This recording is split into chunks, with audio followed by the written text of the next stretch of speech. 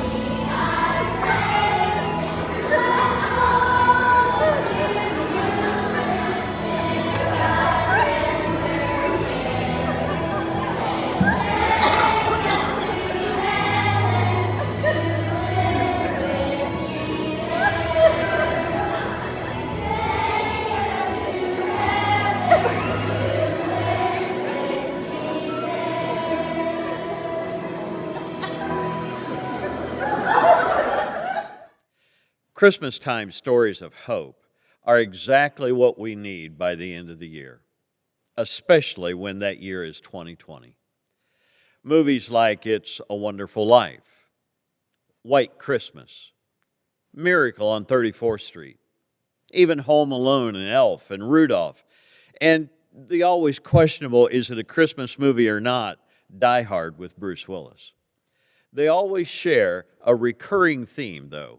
Someone is going to be rescued, because that's what love does, and that's what happens when we have hope.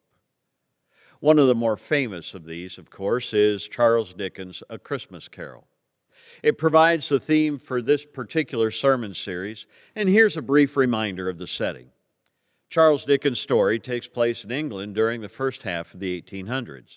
The Industrial Revolution was in full swing, which meant that people were moving away from the farms and into the factories in town, hoping to make their fortunes there. The Industrial Revolution was in full swing, which meant that people were able to produce more than ever before. There was an abundance of wealth and an abundance of workers, but the downside of that meant that labor was cheap, which meant they didn't pay them very much, and poverty conditions prevailed. There was a guy named Robert Malthus. Now, although he was a member of the clergy, he was also an economist and sociologist. And Malthus wrote an essay on the principle of poverty. His theory: a wealthy and healthy population creates an unsustainable population growth. And because of that, his conclusion was that human misery is actually a good thing. He almost could summarize things this way: if you feed the poor and keep them healthy, then the population will continue to increase, but the wealth and health of the overall population will decrease. Try to get your mind around this. Malthus' conclusion is this: the most compassionate thing you can do for the poor is to let them starve. So Dickens wrote his story, A Christmas Carol, more than a sentimental Christmas story. It was a political protest. He used the characters in his story to rebuke the conventional thinking about population control, and illustrated it with some of his characters like Ebenezer Scrooge, who was a wealthy, stingy moneylender who resented being asked to donate to the poor. It's not my business to interfere in their life. Aren't there poorhouses to take care of them? And if they're going to die, then they'd better do it and decrease the surplus population. Almost sounded like a character later on. You better get busy living or dying. When confronted in his nightmare by his business partner, Jacob Marley's ghost, He was totally confused by Marley's eternal punishment. He says, "But you were always a good man of business," as though business and prosperity guaranteed eternal blessing. Marley's response, though, was, "Business? It's the welfare of mankind that was my business. Charity, mercy, benevolence, that was supposed to be my business." Later that night, Scrooge would meet the ghost of Christmas Present, who reveals the current reality around him that Scrooge had become oblivious to. Their first stop is in the home of his employee, Bob Cratchit. Clearly an impoverished family with 5 kids. And yet, despite their pitiful conditions, there's a spirit of true joy and happiness in their life. You can feel the love in their home. And much to his surprise, because of how poorly he's treated Mr. Cratchit, he hears Bob insist that as they offer a prayer of thanksgiving for their meal, they also offer a prayer asking God to bless, of all people, Ebenezer Scrooge. While there, Scrooge can't take his eyes off their special needs son, Tiny Tim. He turns to the spirit of Christmas Present and asks, "Will Tiny Tim die?" The spirit's response is, "I see a vacant chair." Scrooge is overcome with emotion. "No, he can't die." To which the spirit responds with something out of Scrooge's own mouth. If he's going to die, he better do it and decrease the surplus population. It's at that point that Scrooge begins to realize the value of these good and decent people. It's not in their wealth or their productivity. They're not disposable. They are indispensable to the people who love them. The next stop is at his nephew's house and a party that he'd refused to attend because it was just frivolous and he didn't have time for that. His nephew is defending his invitation to his Uncle Scrooge. He's only hurting himself by the way he lives his life. And even though at first Scrooge didn't want to be there, as the story plays out, you see him actually begin to enjoy himself and protesting when the spirit of Christmas Present says it's time to go. It's then that he takes him to home after home after home to look in the window and see a recurring theme that even though they were all dirt poor, every home was filled with love and good cheer. He's amazed that even though they have nothing, they have everything that's missing from his life. So we're left to wonder, will Scrooge forget everything he's seen and just go back to business as usual, or will it actually change his life? This Christmas, we need to remember the lesson that he learned that night. Life is better together. If money is what matters most, then Scrooge had lived a successful life. But if love is what matters most, then his life is a miserable, empty failure. Ebenezer begins to see that who you're with is worth more than what you're worth. After being told to stay socially distant all year and isolate ourselves from each other, being put into quarantine week after 2 weeks at a time, that's really important for us to remember. Who you're with is worth more than what you're worth. It's been a constant marketing message that you're just one more package away from true happiness. It's as though in America we've come to actually embrace and believe that we deserve life, liberty, and the purchase of happiness. That's why we're willing to spend money that we don't have to buy that one more gift, because that's what will make us happy.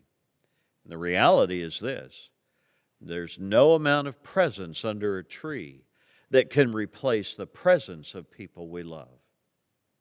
We're used to seeing football players celebrate after a touchdown, usually by spiking the ball. But Larry Fitzgerald, a future Hall of Fame receiver for the Arizona Cardinals, had never done that before this game on October 29th of 2018. Usually, after scoring, he would find the nearest referee and respectfully hand him the ball after a touchdown and go back over to the sidelines. His team that year, though, was only 2-6. So when he made arrangements for his family to come watch the game, his oldest son resisted. You see, he wanted to go to the Arizona State Fair instead of coming to a game to watch another loss that day. After the game, Larry confesses, "I was a little frustrated today. My feelings were a little hurt, so I was carrying that around all day. And when I caught that game-winning pass, I just kind of let it all out." And then he said this, "To all the kids that are watching, I'm sorry. I set a bad example today. I have to be a better father." There's no amount of success or accomplishment that can replace the presence of people you love. Without them, we just get frustrated, bitter, and angry. Happiness is not going to come from what you spend this Christmas, but who you spend it with. It's the story of Christmas that brings us together. It always has. For that Christmas story is really a communal story of bringing people together. Think of the people that were the main characters in that story. The Christmas story is what brought Mary and Elizabeth together as they shared the joy of their unexpected pregnancies. It brought Joseph, or really kept Joseph and Mary together when life didn't turn out like they expected it would as they were just about to start their life together. It brought the shepherds together with the baby in the manger. It brought the wise men together with the newborn king. You see, his name, Emmanuel, does not mean God with me. It means God with us. And that's what scriptures would indicate as well. In John chapter 1, verse 14, it says, "The Word became flesh and made his home with us." Christmas brings us together. Or Matthew 1, verse 21, "She will give birth to a son, and you'll name him Jesus, because he will save his people from their sins." Christmas brings us together. Or Luke chapter 2, verse 10, "The angel said to them, 'Do not be afraid. I'm bringing you good news that will be great joy to all of the people,'" brought together by the story of Christmas. Jesus didn't come to live as a spiritual loner in a monastery. I mean, after all, he could have, because he's the only one in all of history who could honestly have said, "I don't need the church. I can have a relationship with God all by myself." The truth of the matter, though, is this. Some of us need to put the us back in Christmas. Jesus came to show each of us just how important us is to each other. The classic passage of John 3:16, "God so loved the world that he gave his one and only Son, so that whoever believes in him shall not perish but have eternal life," is a reminder of just that. How Christmas, the story of Jesus coming into the world, is a story that brings us together. You see, clearly, relationships matter to the God of heaven because his very identity is defined by love. It's the story of Christmas that actually teaches us to love like Jesus. In 1 John 3:16, it says we know what love is because Jesus gave up his life for us. So we also ought to give up our lives for our brothers and sisters. I want you to think about that briefly. How do we love like Jesus? I really can't say it any more simply than it says in that passage in 1 John 3:16. Jesus gave up his life. How do you love like Jesus? First of all, you're most like Jesus when you put yourself out for others' relationship with God. That's what Paul was talking about in Philippians chapter 2, verse 7. He gave up his divine privilege, is how the New Living Translation phrases it. He gave up his divine privilege, and he took the humble position of a servant. He was born as a human being, and yet he humbled himself in obedience to God and died a criminal's death on the cross. Do you suppose that might mean putting yourself out for the sake of your loved ones and their relationship with God is how we learn to love like Jesus? How do you love like Jesus? He gave up his life for us. You're most like Jesus, secondly, when you pay attention to the needs of others. Philippians chapter 2, verse 4, in the easy-to-read version says, don't be interested only in your own life. Kind of sounds like Scrooge, doesn't it? But care about the lives of others as well. And that was the experience that he shared with the ghost of Christmas Present. You'll never sacrifice for others if you remain oblivious to them and apathetic about them. How else do you love like Jesus? Well, the passage says, we also ought to give up our lives. The third way to do that is to accept responsibility. Develop your sense of duty and obligation.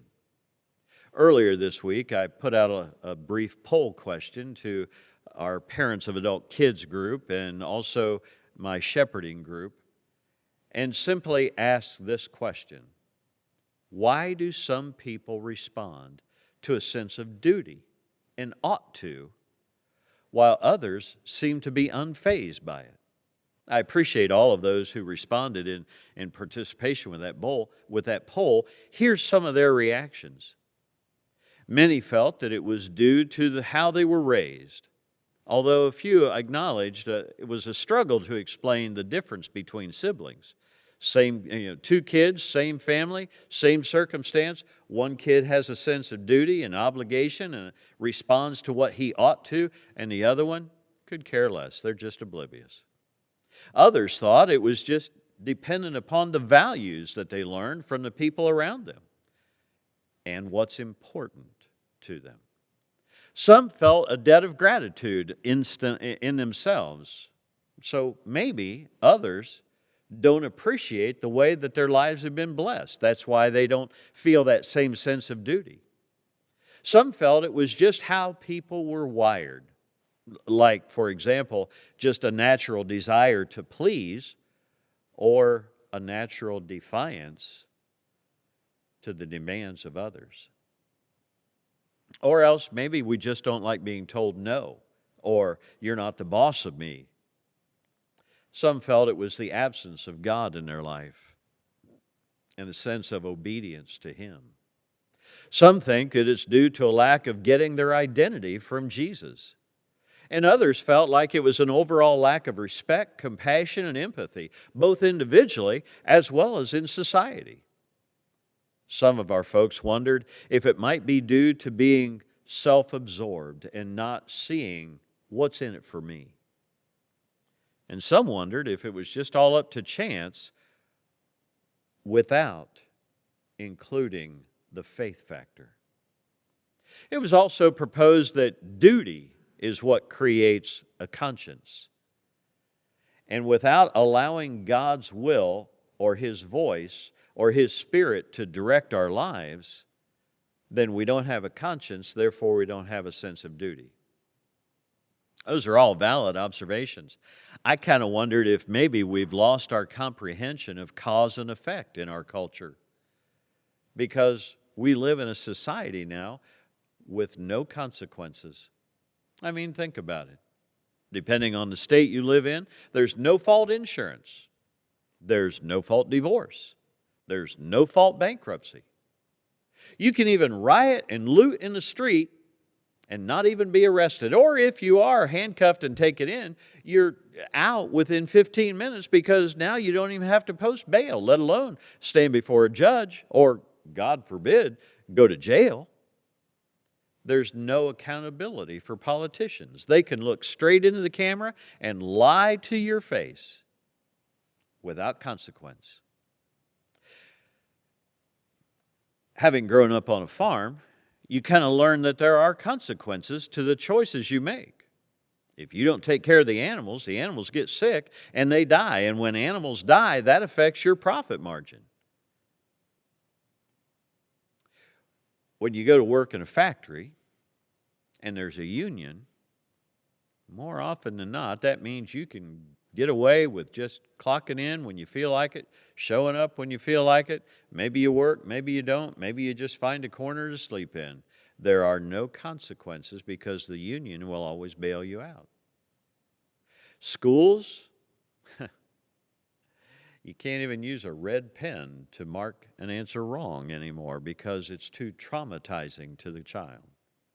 There's no sense of failure, although now this year there's an 83% increase in the number of failing grades being given. I don't know what the families and the kids are going to do when they realize, what? You mean if I don't turn in my homework just because it's online, it has an effect on my grade?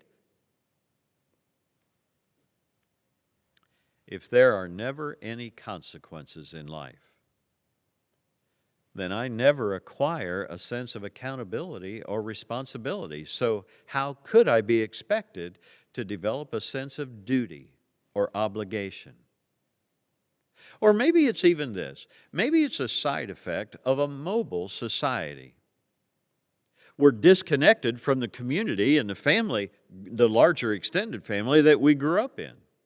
And because we relocate, we become isolated in the new city, in the new environment. It's a new school, nobody knows me, I can act like I want. It's a new job, or maybe I've lost my job, so I have to relocate.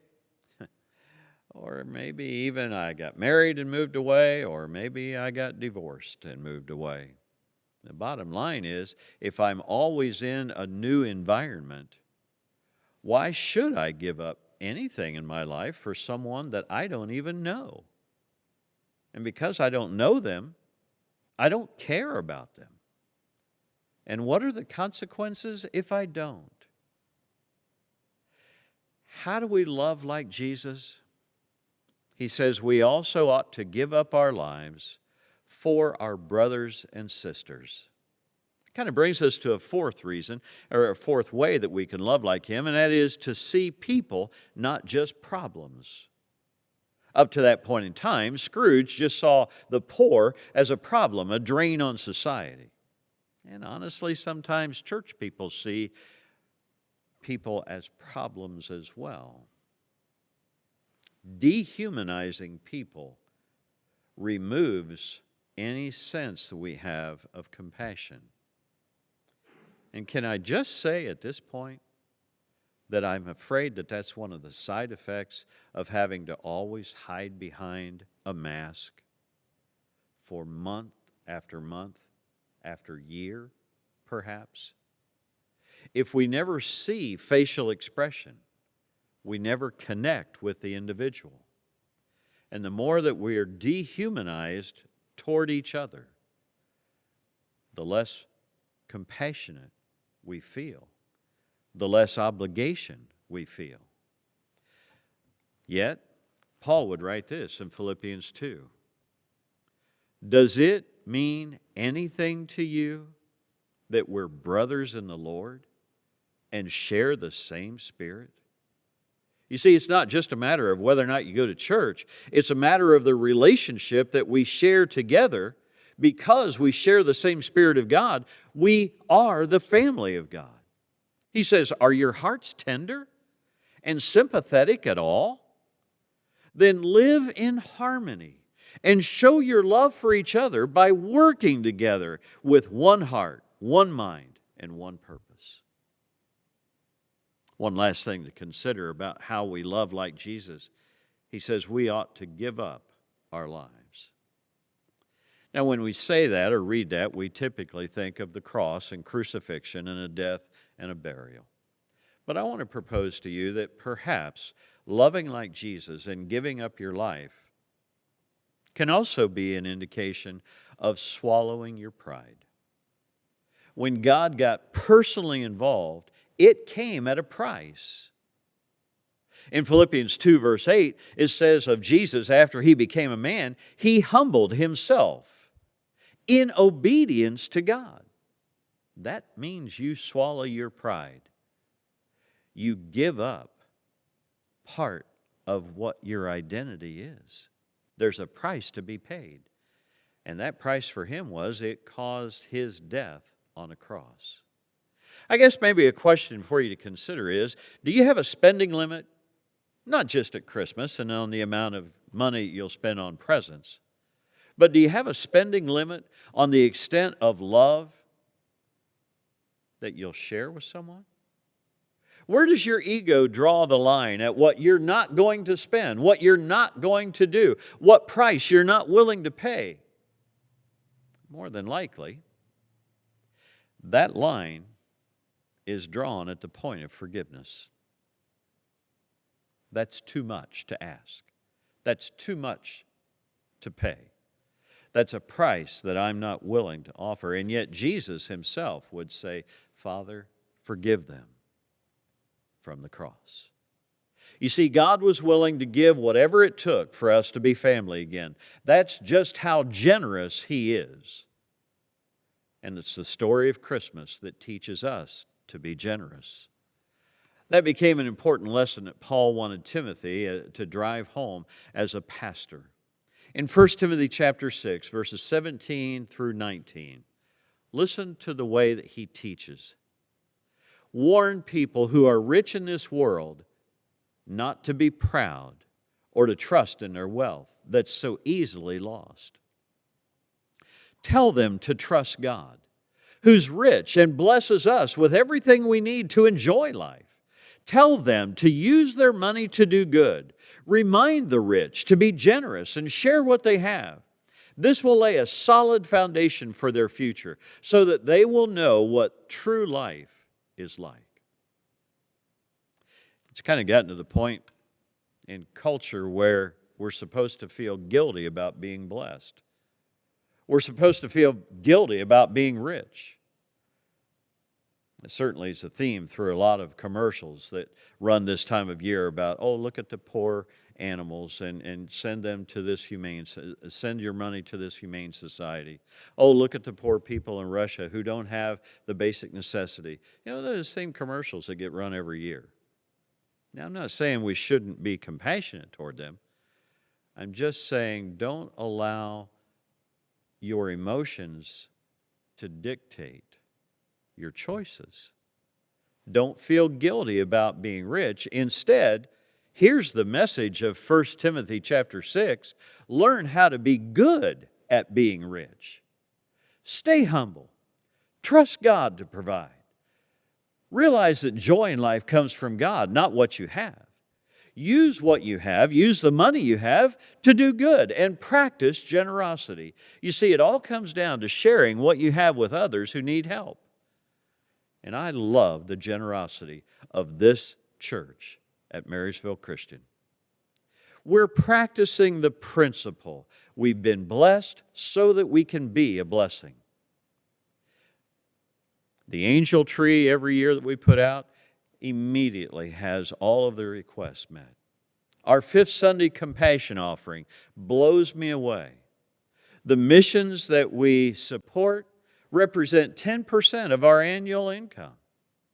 The camp scholarships that we provide so that our kids can go to church camp typically will amount to over $3,000 a year. We're not a large congregation. We're not a wealthy congregation, but we are generous with the wealth that God has blessed us with. You see, because the story of Christmas teaches us that life is better together, that's why we need to learn to love like Jesus. Put yourself out for others. Pay attention to what they need. Accept responsibility as your duty. See people, not problems. And swallow your pride so that you might become generous like Jesus was. Stay humble. Trust God to provide. Receive joy in life from God. Use your blessings from God for good in others' lives.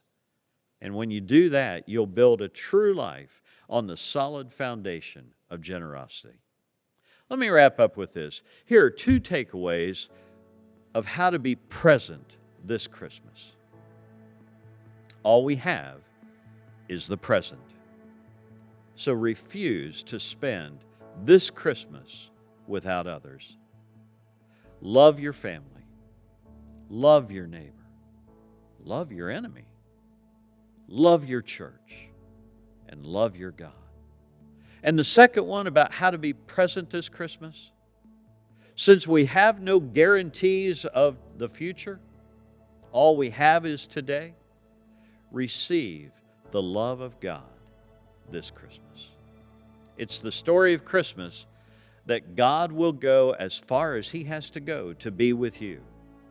The question that remains is, will you make room in your heart for Him when He comes to you? I want to pray over you, but I want you to start that prayer without me.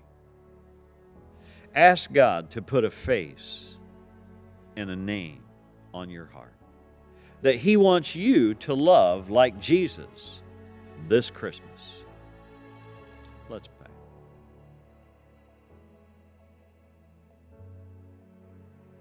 Father, by the power of your Spirit, help us to receive your love. Give us the reassurance of your presence within us. Fill our hearts with the spirit of your generosity, that we might learn more, love more, and look more like Jesus this Christmas in the life of the people that you put into our path and that you lay on our heart. It's in the name of Jesus we pray. Amen. Merry Christmas.